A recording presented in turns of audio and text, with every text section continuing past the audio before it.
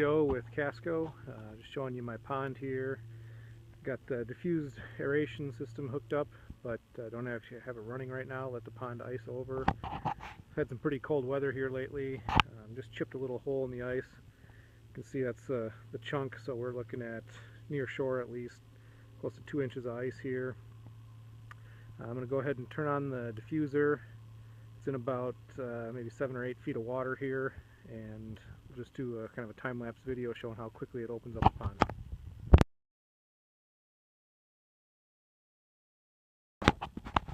Alright, it's been about 1 minute since I plugged in the diffuser.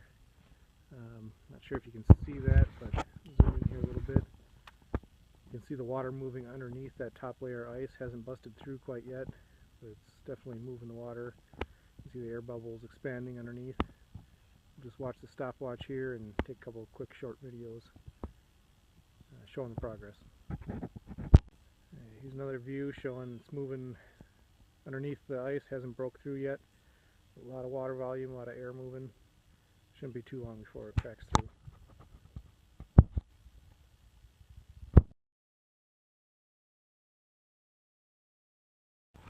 Alright, we're right about 1 hour of runtime. You can see it's starting to crack through right above the de-icer. There's a couple, or right above the diffuser, there's a couple little holes that some air and water starting to come up. It's going to break through initially right there and then expand once that warm water gets up on top of the ice. It'll start melting from both directions and go real quick then. The air had found some ways to kind of get out some of these weak areas in the ice. Been bubbling out through punching a couple holes in the shallow or thin ice areas. You can see 1 hour into it, we're just about to break through a big area, and that was about 2 inches of ice.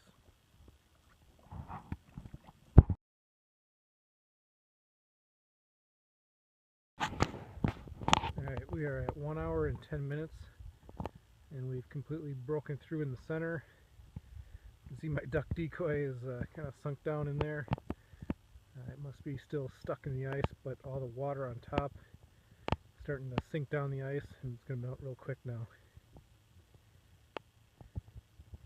That's 2 inches of ice, roughly maybe 7 or 8 feet deep, one diffuser, and 1 hour and 10 minutes, and we've broken through.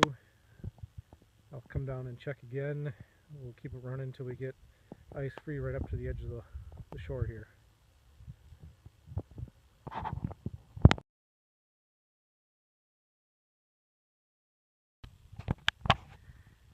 Alright, here we are again, just shy of 2 hours and 15 minutes from initial startup. You can see the hole is expanded. Looks to be maybe 12-foot diameter or so. It's gotten large enough where the rest of the ice could float back up. The duck's floating again. Still not quite to the edge, but more than halfway. So we'll keep watching it and get a time when it opens up all the way to the shore here. Again, it's about 2 hours and 15 minutes, 2 inches of ice, and roughly 8 feet deep or so where the diffuser is placed.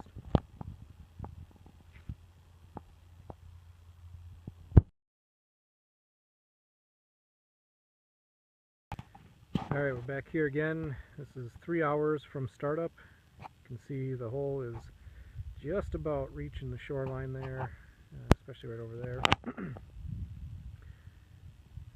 It's been running for 3 hours, 2 inches of ice, right about 8 feet deep, keeping a nice big area open here.